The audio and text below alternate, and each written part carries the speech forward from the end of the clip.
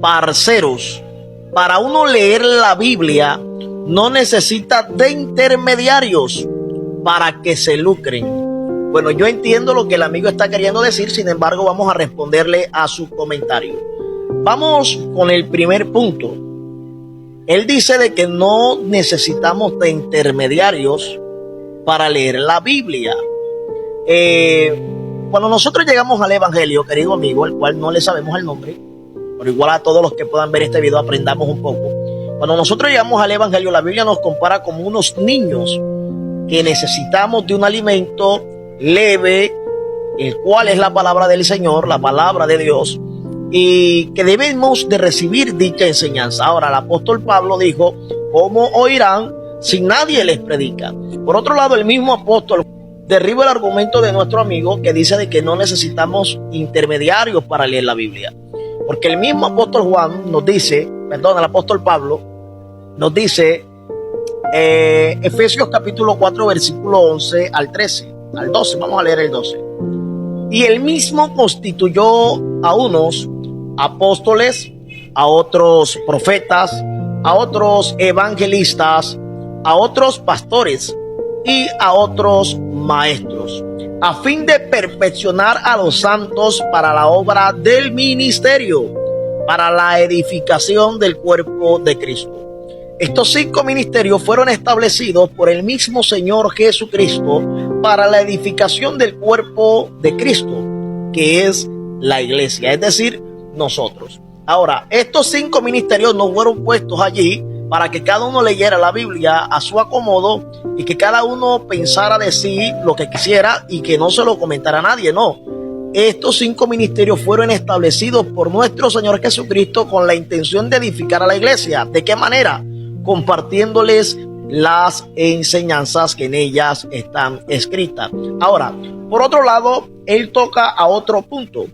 Dice: no necesitamos de intermediarios. ¿Por qué? Porque él dice que se lucran.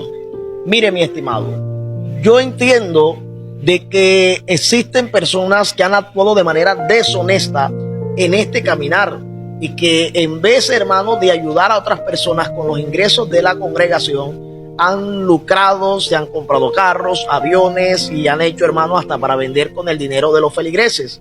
Pero no por eso nosotros podemos encerrarlos a todos en un costal y decir de que todos son la misma clase, porque la Biblia nos muestra cuál era el proceder como tal de la iglesia. Ahora, si tú me dices que un ministro que enseña la palabra no tiene derecho a participar de lo que entra en el alfolí, de lo que entra en el altar, pues estás totalmente equivocado. Porque esto dice la Biblia en la primera carta de los Corintios, y está hablando el mismo apóstol Pablo a la altura del capítulo 9, versículo 11 en adelante.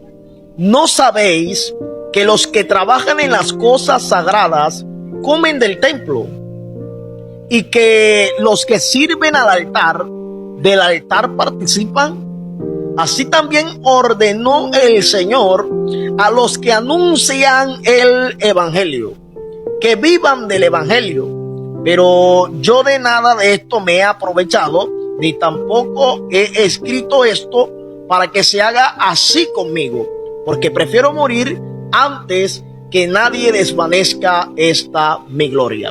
Mire, el apóstol Pablo nos está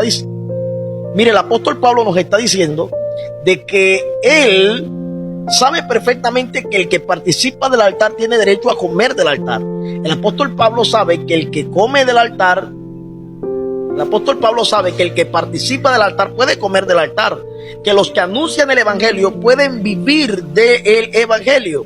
¿Y de qué manera cree usted que una persona va a vivir del evangelio?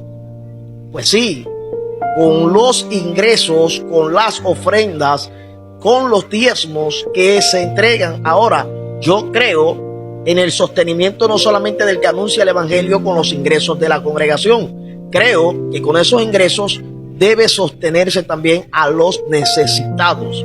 Eso lo tenemos perfectamente claro. Ahora, vivir del altar.